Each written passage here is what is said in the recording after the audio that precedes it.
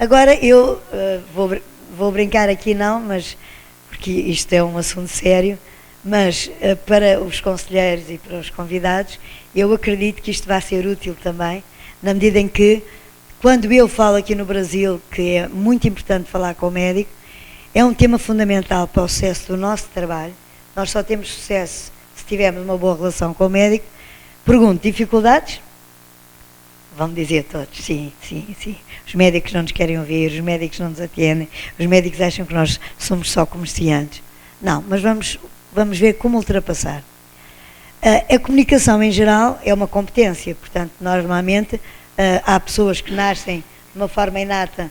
O professor Zubioli, quando me convidou, ele correu um grande risco, porque eu podia ser daquelas pessoas que não conseguia transmitir aos alunos, aos colegas, não seria uma boa professora palestrante, não é certo, Arnaldo? Mas, enfim, lá teve sorte, mas correu um risco, porque há pessoas que não têm este dom de comunicar.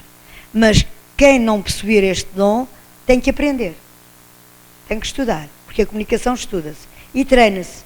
Os meus alunos não saem do curso sem fazer as minhas aulas práticas de comunicação e prática farmacêutica são com roleplay. Eles fazem, eu dou-lhes um caso prático e um faz do usuário, outro faz de farmacêutico e eles treinam a resolução do caso prático. Se implicam um telefonema ao médico, muitas vezes a médica sou eu. Eles já têm que telefonar ao médico, é só um bocadinho.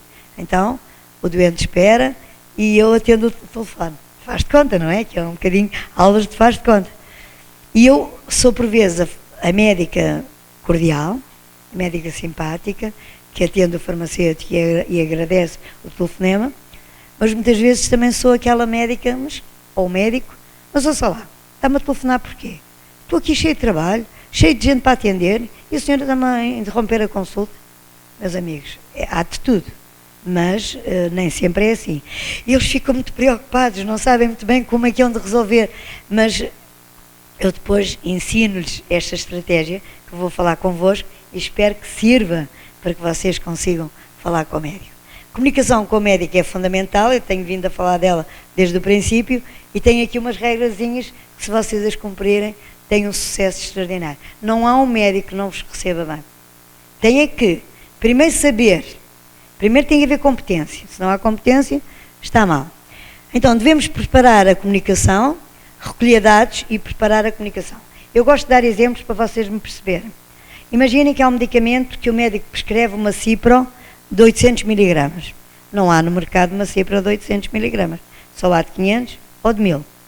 E daí nós temos que falar, porque não podemos trocar o medicamento sem falar com o médico, porque nem sabemos se ele quer a de 500 ou se quer a de 1000. Temos que falar. Vamos recolher os dados e preparar a comunicação, muito bem preparado. Porque se ele disser, eu não quero, afinal não queria esse medicamento, ninguém lhe vai dizer, olha, então uma claritromicina, que é que o doutor acha? Por amor de Deus. Estamos a falar em grupos terapêuticos diferentes, em grupos de antibióticos diferentes, e portanto nós temos que ter muito bem preparada a comunicação para não cometer erros, que é complicado. O acolhimento, portanto, segurança e profissionalismo, ou seja, quando se telefona para o médico, nunca devemos dizer, olha, daqui fala a doutora Manuela Teixeira, da farmácia Teixeira, queria falar com o doutor não sei quantos. Doutores são só eles, meus amigos. Só eles é que são doutores. Por isso, muitas vezes, o choque. E então, nós dizemos desta forma, daqui fala a farmacêutica Manuela Teixeira, da farmácia Teixeira, tenho aqui um problema, preciso falar com o doutor. Há uma coisa que eu vos peço, nunca peçam desculpa, nunca. Nunca digam ao médico, se eu desculpe, estou a incomodá-lo, eu sei que tenho muito trabalho, mas tenho mesmo que falar consigo. Nunca peçam desculpa, porque nós não estamos a fazer nada que tenhamos que nos envergonhar. Portanto, nós vamos ter tranquilidade em falar com eles de uma forma correta e com profissionalismo, com segurança, saber do que estamos a falar, e com profissionalismo e com uma apresentação desta forma, sempre identificando a farmácia e o nome da farmacêutica. Claro que eles sabem que somos doutores, mas não gostam, e portanto nós vamos fazer da vontade neste aspecto, que não faz diferença. Depois vamos contextualizar. dar a conhecer o objetivo do contacto, é dizer, doutor, certamente porque ao clicar no computador enganou-se, acontece a qualquer um, mas não há nenhuma cipra de 800 miligramas. Se não há nenhuma cipra de 800 miligramas, o que é que eu faço? Dou de 500, dou de 1000, ou se o doutor prefere uma outra alternativa dentro das quinolonas? Esta conversa tem que ser feita assim. E se for feita assim, eles sabem que não estão a falar com o ignorante. Eles sabem. Às vezes sabemos mais de farmacologia nós do que o próprio médico. Daí temos que sempre dar a conhecer o objetivo do contacto ao médico, contextualizando a situação, apresentando factos. E os factos são estes que já recolhemos e com toda a tranquilidade dizer, olha, o medicamento não está no mercado, o doente já correu 10 farmácias, está aqui todo arreliado porque não consegue comprar o medicamento, mas ele não existe e, portanto, nós damos essa indicação ao médico. Depois temos que escutar. E uma das coisas que eu digo muitas vezes aos meus alunos e aos colegas, quando dou cursos, é que escutar é o mesmo que ouvir? Não. Então, porquê? Digam-me lá.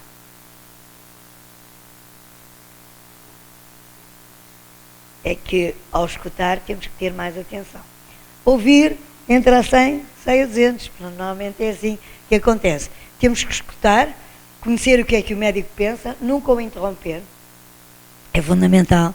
Não interromper o médico, não despejar em cima dele conhecimentos de farmacologia, parece que lhe estamos a dar uma lição, eles odeiam. Portanto, sempre ouvindo, com muito respeito, e depois, se for preciso disponibilizar mais algum dado, às vezes dizem assim, doutora, então ajude-me lá.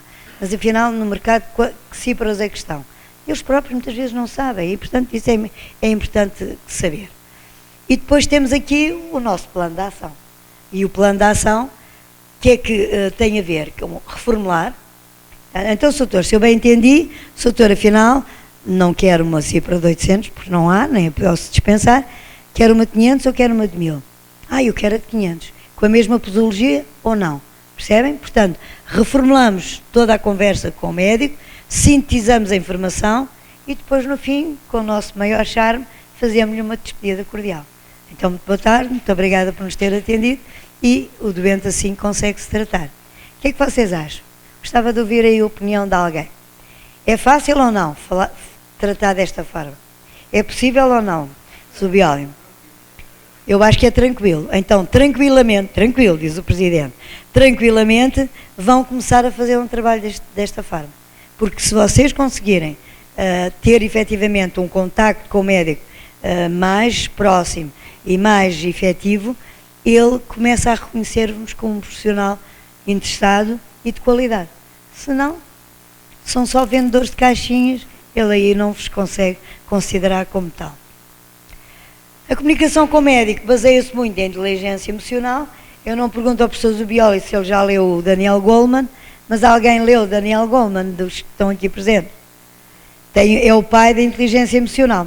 E aquilo que muitas vezes nós temos que fazer no nosso dia-a-dia é um equilíbrio entre o que está aqui, um equilíbrio entre o coração e o cérebro. Nós nascemos com um grau de inteligência, que é o QI, não é? O nosso coeficiente de inteligência, mas também temos um coeficiente de inteligência emocional. E o que temos que fazer no dia-a-dia é um balanço, um equilíbrio entre estes dois coeficientes, o QI e o QE. Perguntei há bocadinho se tinha lido Daniel Goleman, mas não tenho dúvida nenhuma que já leste o pai da inteligência emocional. Pronto, portanto, é importante que o farmacêutico também adquira alguns dados comunicacionais para poder fazer esta comunicação com o médico, com o enfermeiro, com o nutricionista, com o próprio usuário, sempre baseado em compreender e gerir as emoções próprias, porque se temos um médico que é agressivo connosco, a nossa vontade é, pumba, desligar o telefone, mas temos que gerir as nossas e temos que gerir as dos médicos. Percebemos muitas vezes que eles estão em situações complicadas e que não têm muito tempo para nos ouvir, mas nunca peçam desculpa, andem para a frente. Quais são as emoções mais apreciadas pelo médico e por todos os interlocutores? Simpatia. A simpatia, um sorriso percebe-se ao telefone.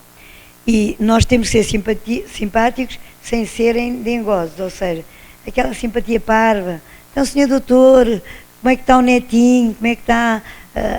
percebe? Aquela conversa, que é uma conversa que não tem interesse nenhum para o caso, o médico começa a não ter paciência para nos ouvir. Portanto, simpáticos quanto baste, demonstrar interesse, demonstrar entusiasmo. Meus amigos, quem não tem entusiasmo por aquilo que faz, não tem sucesso.